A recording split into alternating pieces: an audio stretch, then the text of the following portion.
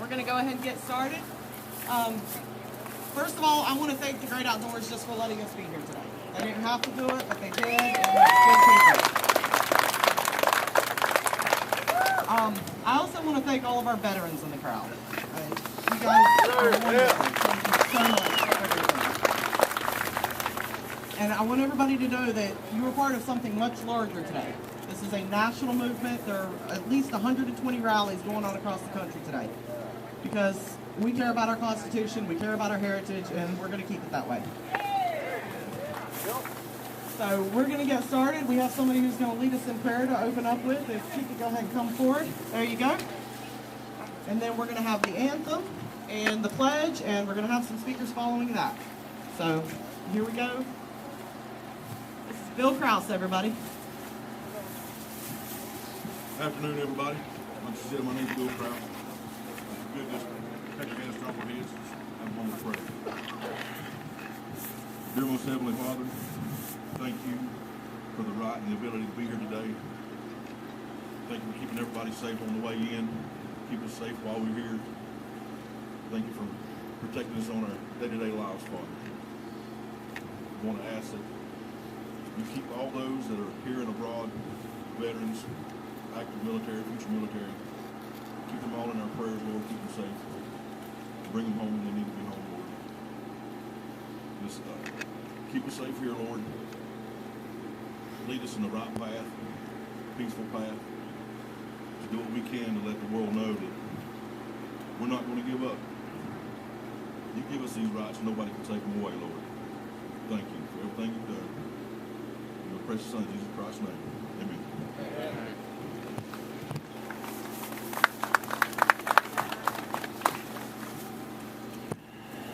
Is Robin Turner here? Where are you? Let me talk to you for just a second here.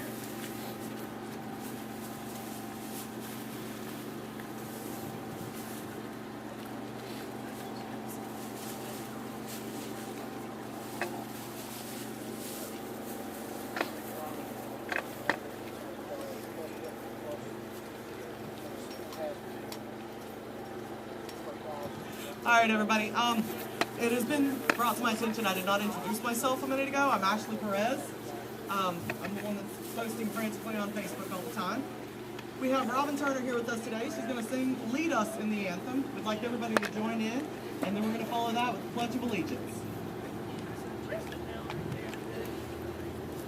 everybody. Glad to see a crowd showed up regardless of the weather. I'll start us off by joining and singing loud and proud and let the whole world know. Oh, say can you see what the dawns are really like? What so proudly we hailed at the twilight's last gleaming. From stripes and bright stars through the perilous fight, o'er the rampart tree watch, burst the gallantly streaming, and the rocket's red glare, the bombs bursting in air, gave proof through the night that our flag was still there. Oh, say does that star-spangled banner yet wave o'er the land of the free and the home of the brave?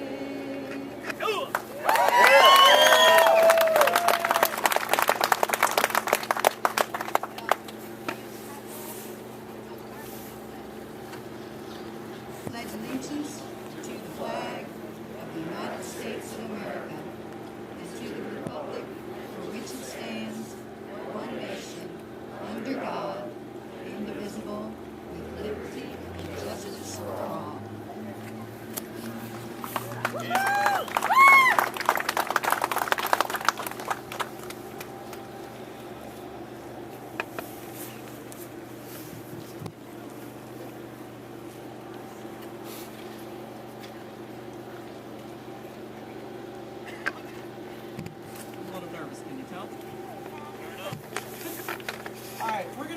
today with a gentleman named Ty Eckerd. He's going to give us a little information about some various things. Who's Ty? There you are. It's a good man, everybody.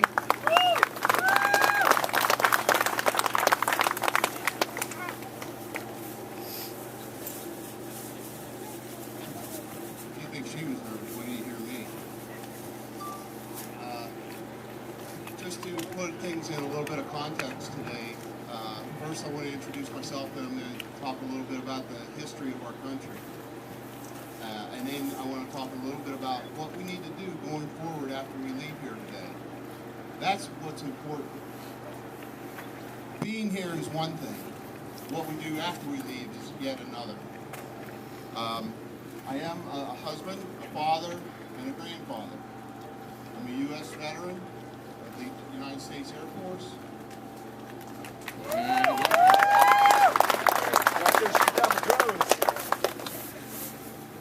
And I choose, and I have the freedom to support various charities around the area and various causes.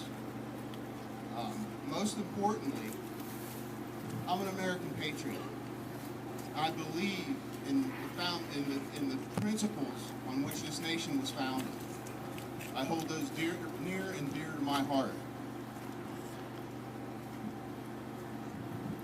I want to ask, is there anybody here that knows what transpired on April 19th, 1775? Anybody? Right. Most of us may have learned in school that was whenever Paul Revere made his famous ride. Around 1 a.m. on the morning of April 19, 1775, Paul Revere and two of his compatriots were informed that the British were coming to Concord for one reason. They were coming to confiscate the weapons, the ball and powder that the colonists were holding in their magazines.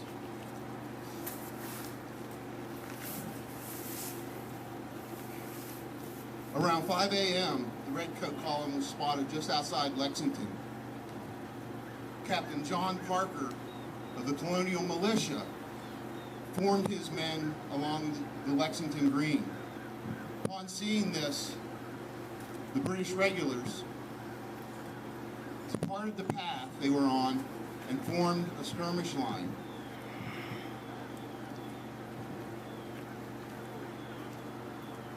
Captain Parker gave the order, "Stand your ground. Do not fire unless fired upon. But if they want war, let it begin here."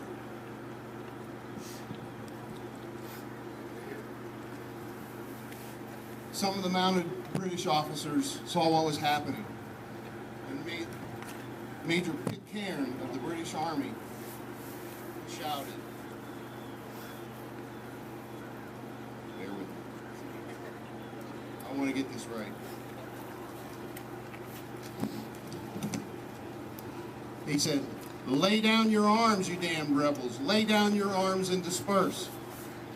Captain Parker, seeing that his forces were heavily outnumbered, ordered his men to disperse. But they did not lay down their arms.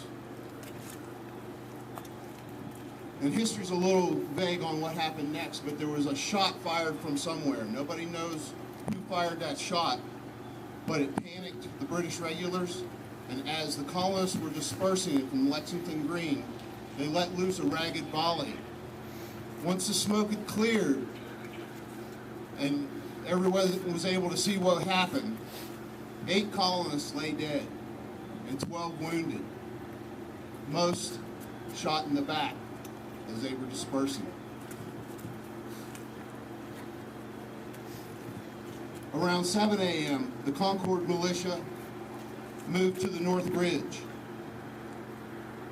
The British Army was on their way to Concord. Upon meeting at the North Bridge, fighting began to erupt and the regulars started to fire on the colonists.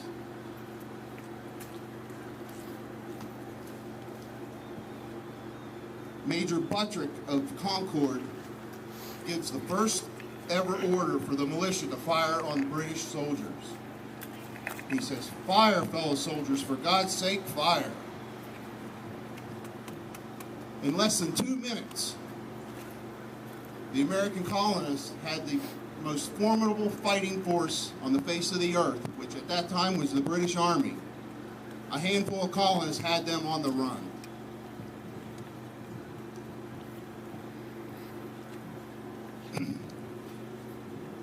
The British regulars, seeing that they were in trouble, retreated. Throughout the rest of the day on April 19, 1775, the militia harassed them, followed them, until they reached the Charlestown Peninsula in Massachusetts, where the British got back on their boats and went back to Boston. And this is what happened on that day. Why is that important? Why is it important that we know this? Because that was the trigger that started the revolution. That was the birth of this country. It was not because the trigger was not taxes. It was not because tea was too expensive. The trigger was that the British were coming to disarm us. That was what triggered the American Revolution.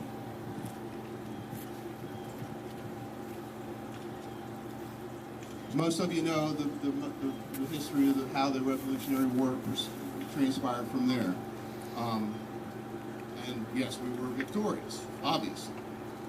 The Constitutional Convention convened in May of 1787.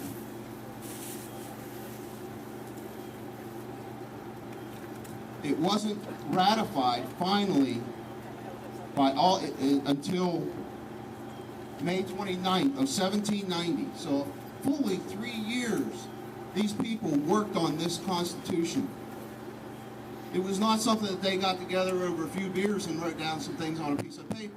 They took their time. They were very careful with what they were writing because it's important. They had the foresight to understand what was going on and what they were accomplishing. Our Constitution starts out with, "We the people." We the people. It doesn't start out with me and my Ivy League buddies. It doesn't start out with Tom, John, Sam, Ben, and the boys. It starts out with we the people. Sorry.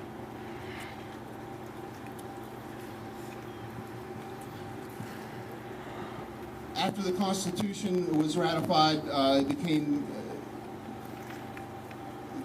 the founders became aware that they needed to draft some a Bill of Rights. One of those, which we are here today to ensure we maintain, is the Second Amendment. And I want to read that just to be certain I get the wording correctly, because it's important. The words in that are very important.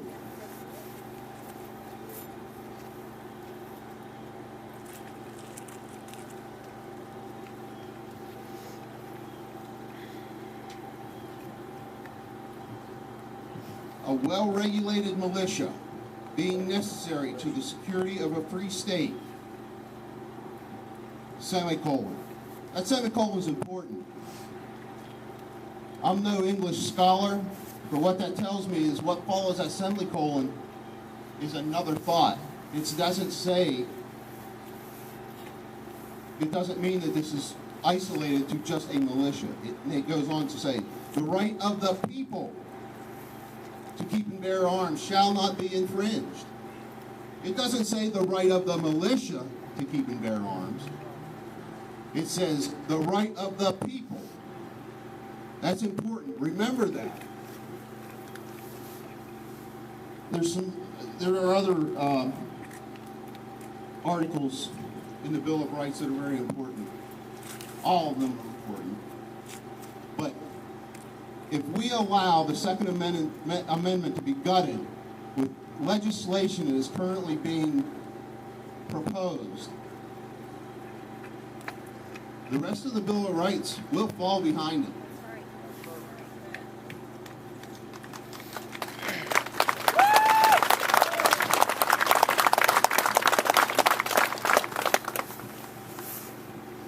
I want to read a quote from James Madison regarding the Constitution. We have staked the whole future of American civilization, not upon the power of government. Far from it. We have staked the future upon the capacity of each and all of us to govern ourselves, to sustain ourselves according to the 10 Commandments of God. Amen. Yeah.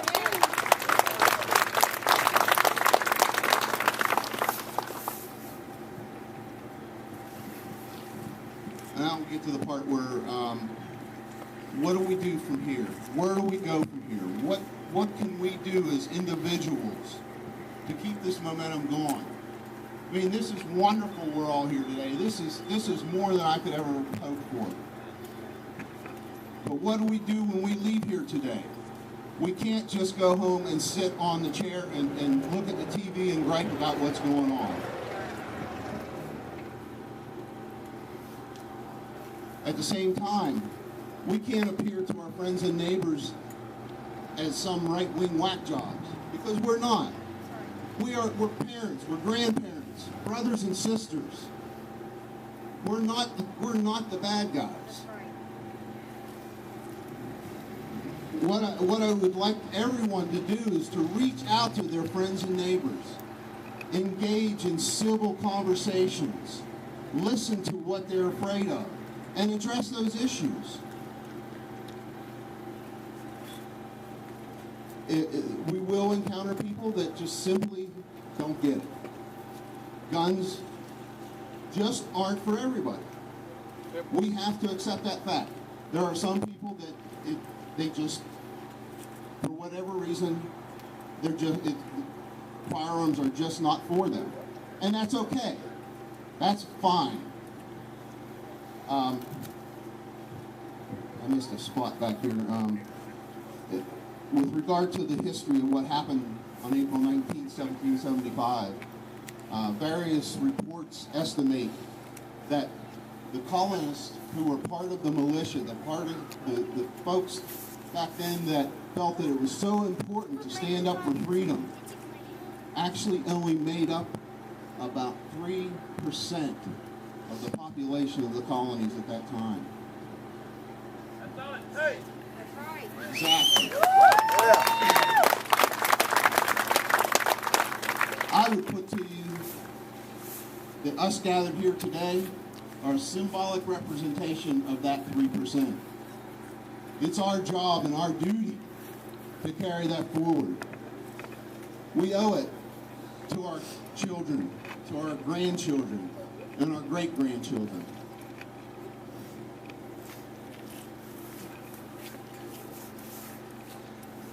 We can't change as individuals. We're not going to change the rest of the country.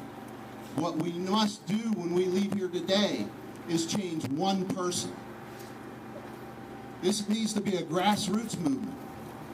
And by grassroots, I mean each individual talking to another individual. Invite your friends who may not be familiar with firearms. Invite them to go to the range with you the next time. Teach them safe handling of firearms. Preach to them the 4 principles of safe handling of firearms. Let them know that we're just not some radical survivalist types hoarding food and ammunition. Well, I hoard a little bit of ammunition.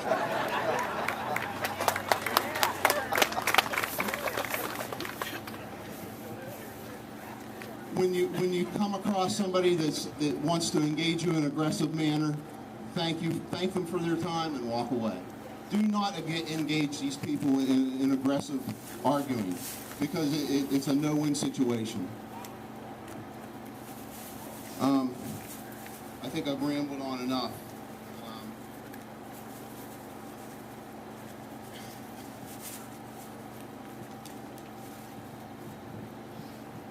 Let me find my place.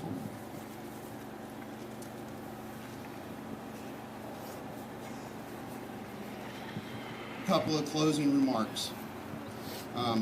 We need to remember that no, we will not disarm. We must not.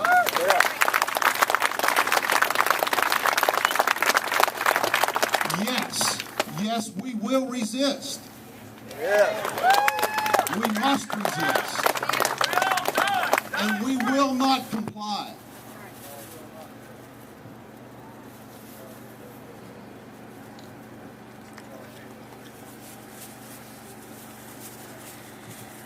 I'd like to close with just the last couple of sentences that Patrick Henry made in a speech about a year prior to the signing of the Declaration of Independence outside a church in Virginia.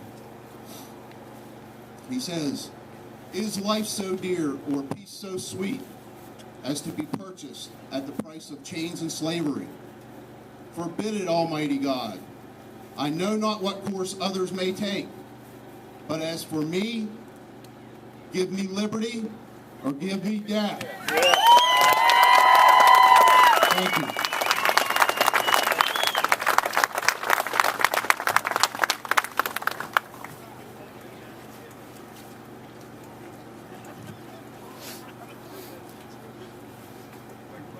Mr. Ty Eckert, everybody. Give him a big round of applause.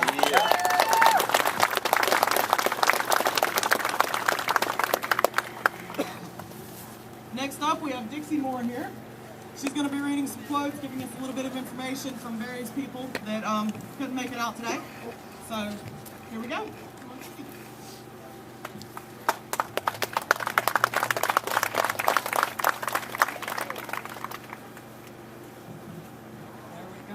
I want to take this opportunity to thank Ashley for stepping up to the plate to do this. She's done a remarkable job, and if there's any glitches going on, I don't think that we have a right to complain, because she did far better at half my age than I could have done. Thank you, Ashley. Okay, what I want to talk about. Okay. I'll try not to talk fast. That's hard. There we go. I'll try not to talk fast. I want to talk about a couple of things. I'm going to address a sheriff called Sheriff Mack. I don't know if anybody's heard of him. Yes. Wonderful sheriff. That is going to be my closing recommendation when I'm done, is for people to reach out to their sheriffs. But I want to start with the oath. The oath that the politicians take, that law enforcement takes, that the sheriff takes. It begins with, "I solemnly swear," and it ends with, "So help me God." When they take that oath, they are taking an oath to uphold the Constitution. They're not upholding Nancy Pelosi's agenda, Obama's agenda, the last 23 executive orders. That's not what they're upholding. They're upholding the Constitution. When they say, "I solemnly swear," they are asking the Lord to judge them on the oath that they took. We all know they don't know what's in that Constitution. Well, let's hope that they don't know and they're not just willingly breaking it. If they don't know what's in it, the good Lord is going to judge them. That's right. We know that they don't read documents. We know they pass bills and they don't read bills. Maybe not unusual that they're not reading the document, but it's not right. The oath is a sacred oath of nothing more than the man gave his word. Sheriff Mack, he wrote a book called The County Sheriff, and he goes in, it's 50 pages long. I have one copy here that if anybody would like to browse it, you can find it online. A lot of videos out there. Great video called Day of Resistance that he put out this month. And some of the quotes in here are going to be from Sheriff Mack's video, The Day of Resistance. He talks about the sheriff's obligation to not only uphold the oath, but to uphold and defend, protect and defend his county. He owns that county. He is the highest law in the land in his county. It's not the FBI. It's not the CIA. It's not the IRS. It's not Homeland Security. When they come in and they take your land, the sheriff is the only one that he has also the right to defend our rights, all of the Bill of Rights. Sheriff Max makes it very clear. He will not, and he suggests all sheriffs. You do not need to enforce these federal executive orders that say to take and to disarm our citizens.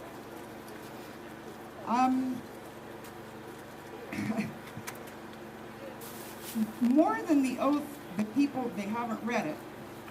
The ones that really I find disheartening in my heart are the amount of people, and this includes a lot of the right-wing people, a lot of veterans that are Republicans that say, well, the Constitution's outdated.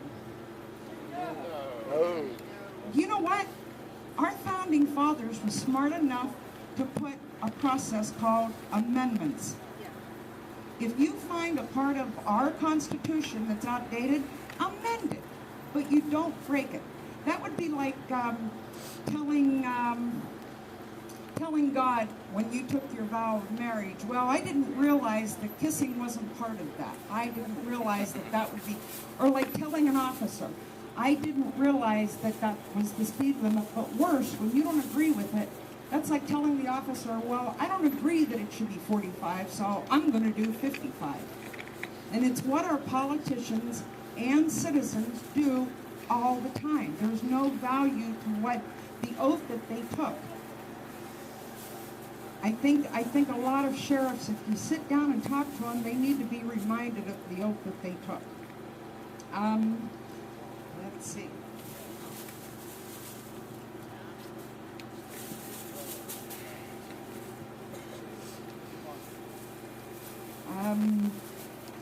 Sheriff Mack, back to Sheriff Mack. When you research him, you'll find out that he is the only sheriff to ever take on all the way to the Supreme Court and win the Brady bill. When they required law enforcement to do a background check in Mack versus the United States, he took it on and he won. Remarkable man. Quick read again. It's called The County Sheriff. I'm going to quote a couple things that he says in this video. He says, quote, "The number one crime in America is not gang violence. It's the threat to our own Constitution by our own leaders in Washington, D.C.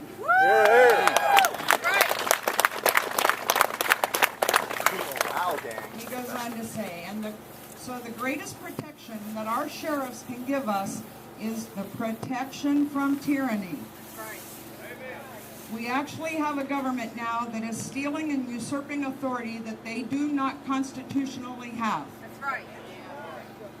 He goes on to say, "My biggest concern with that is that our government, Barack Obama, is literally promoting laws that require each of us to submit, as if we are subjects of the government, that we are required to submit to a criminal and mental history background check by our own government before we are able and before they allow us and grant us permission to exercise a right that is guaranteed in the Constitution, guaranteed in the Bill of Rights."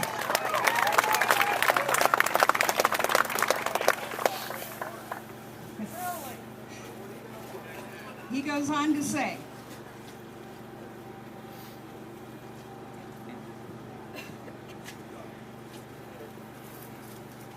to say, but once you bring government into it, and they say, no, we are here, we have the authority, we are king, we are dictator, and we say whether or not you get to exercise that which is guaranteed in the Bill of Rights, and if you don't submit to our check, then you can never have a gun again.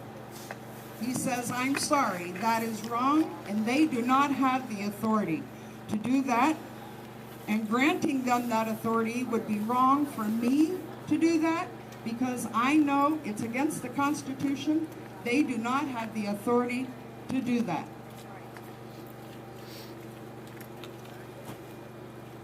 He goes on to say, I hope I'm not jumping spots here, no, I am jumping spots. He goes on, imagine now hundreds and hundreds of sheriffs all across the country telling the federal government that there are just a few things that you are not going to do in my country, in my county. One is confiscating property, confiscating bank accounts, and confiscating guns.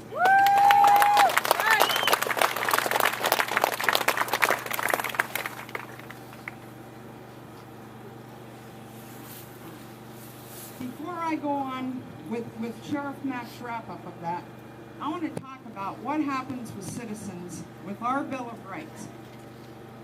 We have the first Bill of Rights, the freedom of speech.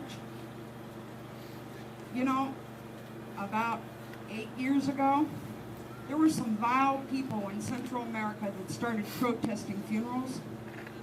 A lot of people want them to come out and change or make laws that stop these people from saying what they're saying. They want to change that, the right for those people to gather, and they are evil, vile people. But you know what America did when those people came up? They formed the Patriot Guard Riders that went out and shut them down. Yeah.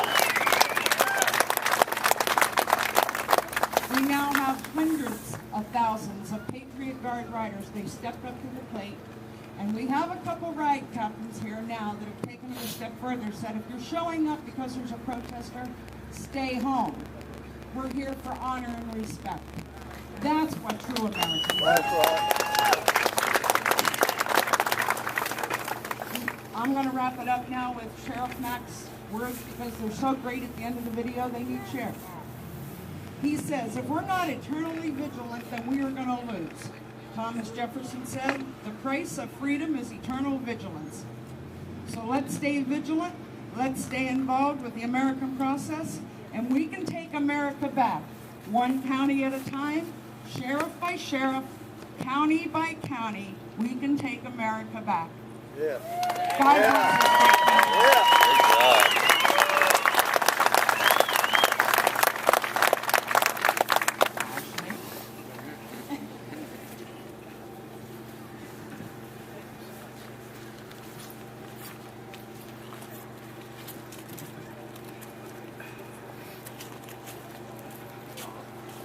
Everybody still doing okay out here? I know it's cold, it's a little wet, but we're here. We're here for a good reason. Right now we're going to hear from the North Carolina General Assembly Representative, Mr. Kelly Hastings. He's going to tell us about some stuff that he has done in the last session, some stuff he's going to do. He's a veteran himself, too. Marines, right? Mr. Hastings, everybody. Everybody here okay? You here okay? Well, first of all, it's an honor to be here. Second, I guess I'll just give a brief update from what happened in the last session in 2011 and 2012. Of course, you know, we had a number of good Second Amendment bills filed, and we made a lot of headway even though we had divided government. We passed what was called House Bill 650, and in the end of that, it ended up, it had the Castle Doctrine in it. It also made it so that we could have concealed carry in our state rest stops and so forth.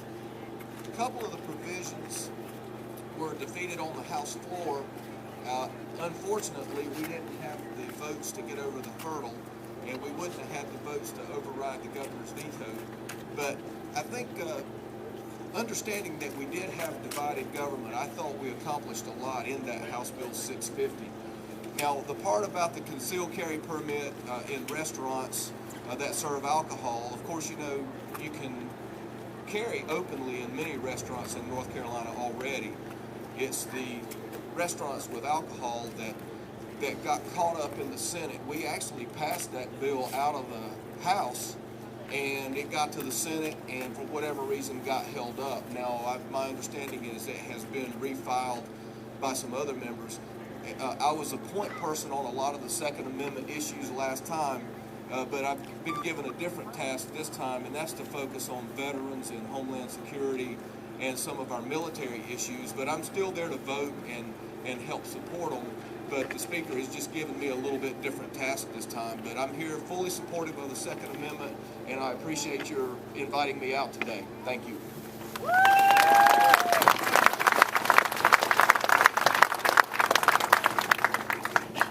And my wife's birthday, so I'm going to be leaving. I've got a wife's birthday today.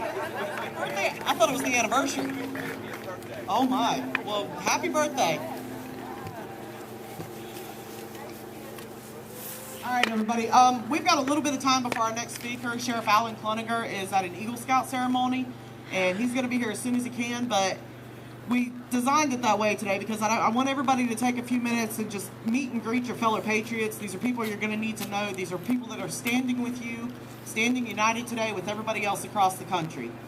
Everybody here is here for a reason, so let's take some time, and I'm happy to answer any questions if anybody has any. I think that's it. We'll let you know when Sheriff Cluniger gets